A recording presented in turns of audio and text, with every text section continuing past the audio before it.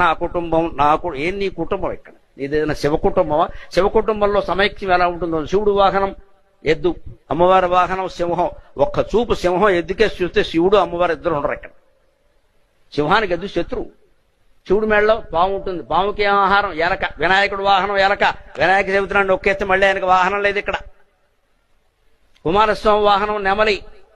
శివుడు మెడలో పాము ఉంటుంది. ఒక్కసారి ఆ నెమలు బయటకు వచ్చి పామును మింగేస్తే ఏమి లేదు, శివుడికి ఆభరణాలు లేవు, మళ్ళీ లలిత జ్యువెలరీ పోవాల్సిందే.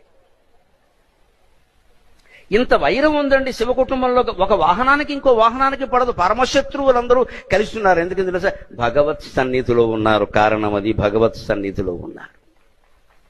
ఇంత సామరస్యం. పరస్పర శత్రువులు ఏ జంతువుకి ఇంకో దాంతో పడదు. అవన్నీ కలిసి కాపురం చేస్తున్నాయి ఇక్కడ. మనం ఇక్కడ పెళ్లి చేసుకుని మంత్రపూర్వకంగా 2 కోట్లు ఖర్చు పెట్టి పెళ్లి చేసుకున్నాం, 2 ఏళ్ళు కాపురం చేయలేకపోతున్నాయి ఇక్కడ. అప్పుడే డిఫరెన్స్ ఆఫ్ ఒపీనియన్ అని ముద్దాపురం తిప్పాం.